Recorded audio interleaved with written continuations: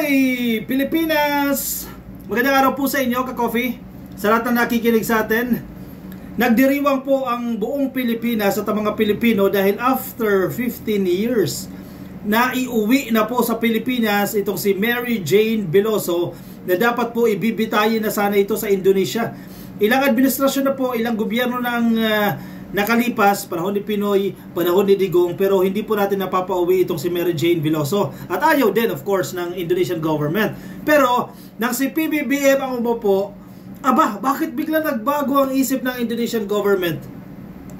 Hinayaan at inalaw, nagkasundo ang gobyerno ng Pilipinas at ng Indonesia para mapauwi ito si Mary Jane Veloso dito sa Pilipinas at dito na ipagpatuloy ang kanyang sentensya. Pero, nako, mukhang pakakawalan ito ni PBBM kasi malinaw naman talaga, ka-coffee. Malinaw mga ebidensya na biktima si Mary Jane Veloso. Hindi siya yung may kasalanan dyan, kundi biktima siya. Inabuso siya ng mga mapagsamantalang kababayan din natin at ng mga foreigner na mga lakal ng ipinagbabawal na gamot. Masaya ang Pilipinas. Sige, moving forward, ka-coffee. Masaya po ang Pilipinas dahil finally, nakauwi na po yan sa Pilipinas itong si Mary Jane Veloso. And of course, kailangan natin pasalamatan yung mga dapat pasalamatan. Definitely ang ating presidente dahil siya ang imahe dito eh. Siya ang imahe kung bakit napauwi itong si Mary Jane Veloso. Despite yung efforts ng ginawa ng ibang mga administrasyon, yes, nag-effort din naman talaga sila, ka-coffee. It's just that ayaw din ng Indonesian government. Pero bakit nga nag-ibang bago ang ihip ng hangin eh? Siguro dahil kilala nila si PBBM. Nakita nila, sincero itong administrasyon na ito. Nakita nila kung ano yung maidudulot nito para mapalawig pa, mapalalim ang ugnayan ng Indonesia at ng Pilipinas. Kaya pumayag na lang po ito. Hindi matatawaran, ka-coffee, itong mga litrato na ito na nagsisirculate online kasama po ni Mary Jane Veloso, ang kanyang tatay, ang kanyang nanay, ang kanyang mga anak. Nagdiriwang, ka-coffee, ang sambayan ng Pilipinas nang makarating po si Mary Jane Veloso ngayong araw po dito sa Pilipinas. At si PBBM, naglabas na rin po siya ng kanyang statement. Basahin natin, ka-coffee, yung naging pahayag ng ating statement. Huwag na natin pag-usapan muna yung mga nakikisawsaw. May mga nakikisawsaw kasi dyan eh. Mga nagmamarunong eh. Mas marunong pa sa presidente. Mas marunong pa sa gobyerno eh. At may mga namomonitor din tayo, mga bitter sa administrasyon. Hina-highlight nila yung mga negative na mga nangyari. Kasi daw, bakit daw hindi inalaw na mag-mini reunion yung pamilya dyan sa NAIA. Bakit daw po sa Women Correctional? Ewan ko sa inyo. Maghanap kayo ng kausap nyo. Kahit napakaganda ng balita, gagawan nyo ng bad news. Mga bitter talaga. Sige. Basahin natin itong pahayag ni Pangulong Bongbong Marcos. We take this opportunity to extend our gratitude to the Indonesian government and to all who have extended assistance for the welfare of Miss Mary Jane Veloso. Definitely, malaking pasasalamat din natin sa Indonesian government. Actually, lalong napamahal ang mga Pilipino sa Indonesia. Kasi alam naman natin ang kwento ni Mary Jane. 15 years, ka-coffee. Alam niyo yan. Binantayan natin yan. Ilang beses nang muntikan mabitay yan. Diba? Nauudlot ang nauudlot.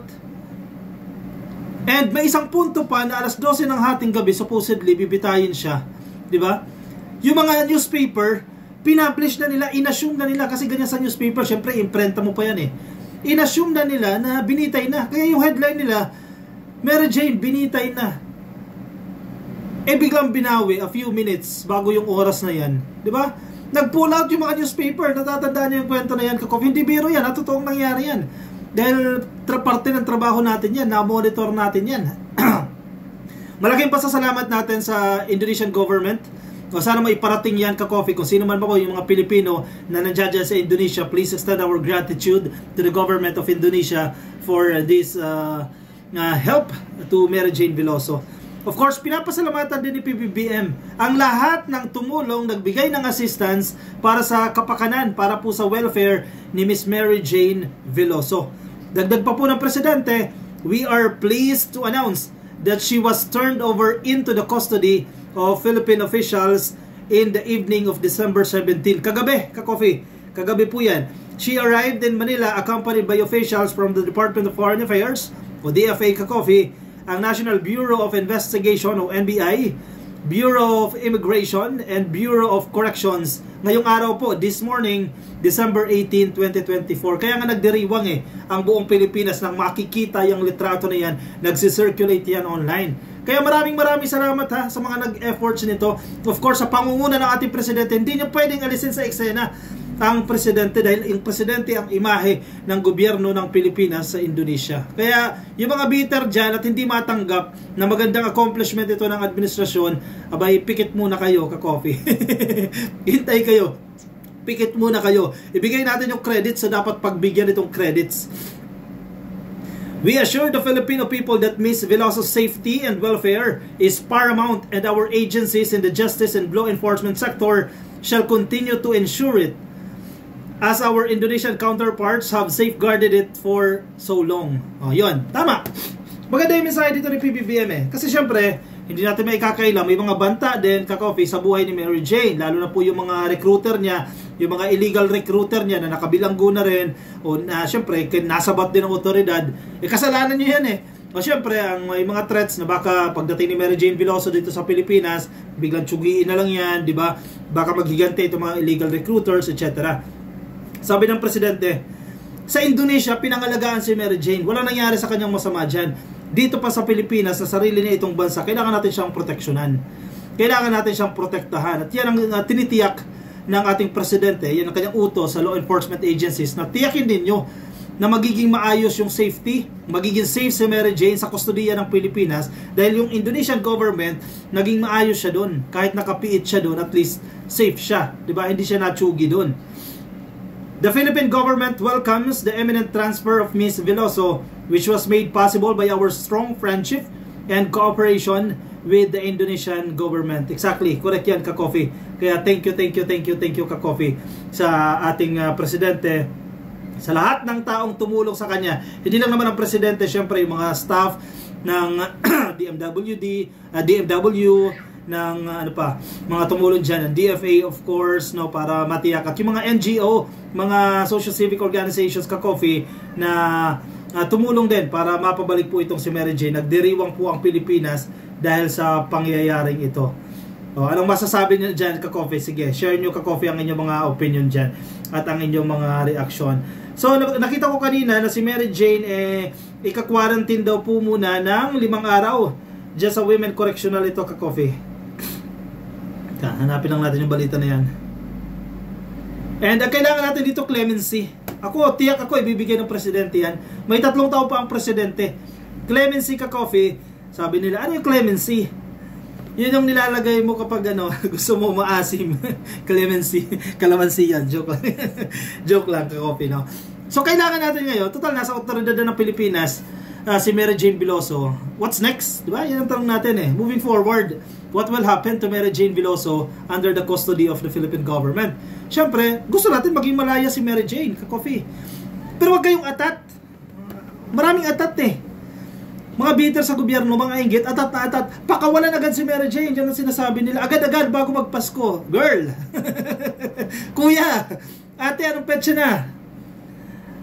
18. Bago magpasko, ibig sabihin hanggang 24. Hindi basta-basta yan. May mga prosesong pagdadaanan yan. At alam mo, ang gobyerno, hindi yan kumikilos na eventually mapapahamak siya. Diba? Susuriin nila yan. Siyempre, sasailalim pa sa quarantine.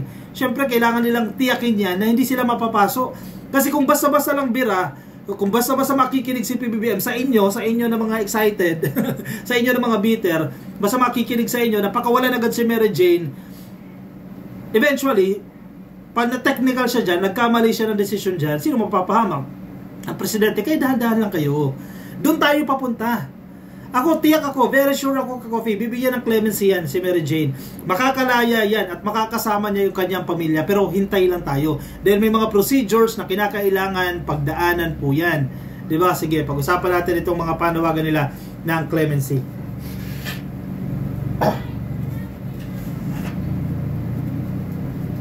Excuse me, ka-coffee. Veloso appeals for Marcos clemency. Yan na yung yan yung way para tuluyan na siya makalaya. Kaya chillax lang, chillax lang.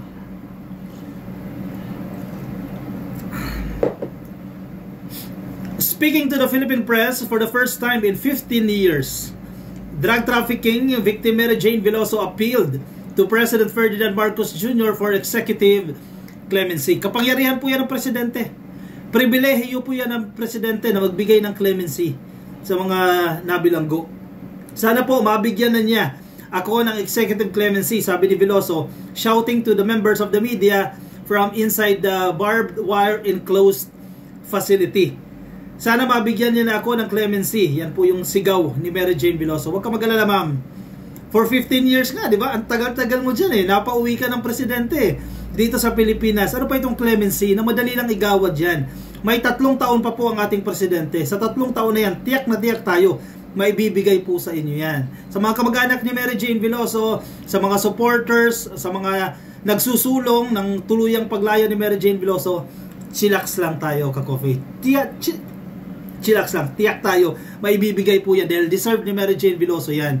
Nawala na ang 15 years sa kanyang buhay dahil sa mga mapang-abusong kababayan din natin. Veloso made the plea after undergoing a medical checkup at the reception of diagnostic center at the Correctional Institute for Women dyan po sa Mandaluyong City na supposedly dyan ililipat itong OIC sana eh, yung Chief of Staff ni Sara Duterte, kaso bigla nagkasakit. Bigla nagkasakit, no? At ayaw magpalipat dyan. Ayan, di lang to sa veterans. She was finally reunited with her family after they were not allowed to meet at Ninoy Aquino International Airport Terminal 3. Ito hindi ko maintindihan sa mga taong ito eh. May media, actually party ng media, nag-comment nga ako doon sa media organization eh. Negative yung hina-highlight niya. Ang sinasabi niya doon, bakit hindi raw inalaw na mag-mini reunion si Mary Jane Veloso at ang kanyang pamilya doon sa naiiyak? Kundi ka ba naman nag-iisip? Bakit doon? Di ba? Hindi ano yan, hindi ordinaryong tao si Mary Jane Veloso, di ba? Hindi siya ordinaryong OFW na umuwi ng Pilipinas at pagdating sa NAIA, magre-reunion doon, magse-celebrate. Hindi ganyan yan. Kaya nga, protektado siya eh. Secured siya. May NBI siyang kasama, mga opisyal ng Bureau of Immigration. Kailangan matiyak yung kanyang safety. Ano gusto mo? Magpa-party pa doon sa NAIA? Control ba ang NAIA? Yung NAIA, kumusta yung security dyan? Security dyan? Secured ba siya dyan? Control ba yung security dyan? So, ang naging plano, mula sa NAIA, pagdating ng NAIA, diretso agad dyan sa Correctional Institute for Women. Eh, dyan, enclosed yan eh. Secured si Mary Jane dyan. Magkaroon man activities dyan. At nagkita sila ng pamilya niya dyan. Nagkita sila dyan. Huwag nyo nang i-highlight. Huwag nyo nang masamain na hindi naganap yan sa NAIA. It was just a matter of time. Ilang minuto lang ka-coffee na delay ang kanilang pagkikita. Diba? Dahil nagkita rin sila dyan sa correctional. At hindi nga lang sa NAIA. Anong difference nun? Sige. Isa-isahin ninyo, kayo mga bitter, anong difference nun? A matter of time lang yun. Wala pang ang 1 oras ang diferensya doon at nagkita din sila. At mas safe pa siya. Mas na-secure pa siya dyan. Kesa dyan sa NAIA. Talaga kayo, yun ang hina-highlight ng ilang media. At ng mga peking mga vlogger na di mo maintindihan. Bakit daw hindi inalaw si NAIA? Simpleng-simpleng bagay ninyo, pinapalaki ninyo. On Wednesday, December 18, Veloso began her 5-day quarantine inside the correctional facility in accordance with the protocol for newly committed individuals. So, 5 araw po yan. So, petsa ngayon 18, 19, 20, 21, 22, 23, o 23. O gusto nyo mapa-uwi agad bago magpasko. Imposible. Antayin lang tayo kasi. Huwag kayo masyadong excited dyan.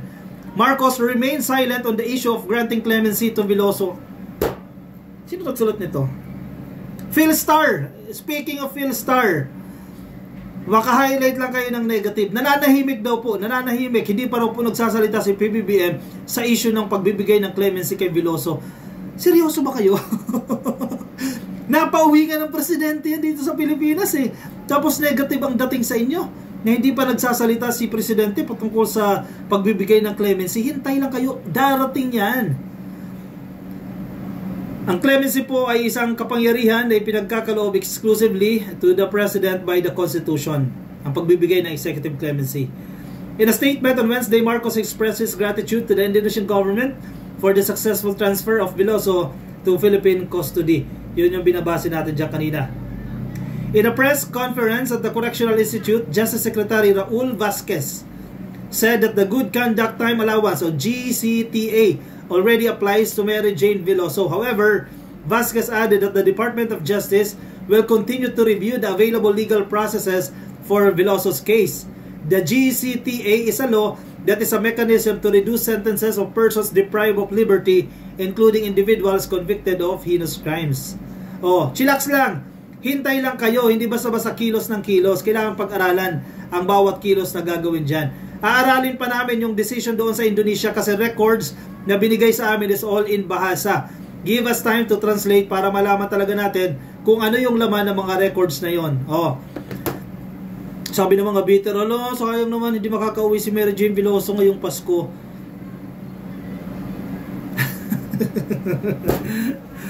15 years nga, ngayon pa kayo magbibiter-bitiran.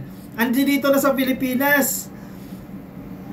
Magdiwang muna tayo, please. Di ba? Magdiwang muna tayo. Huwag puro kayo negative sa gobyerno. Puro kayo negative sa presidente. Hindi basta-basta yan na pagdating.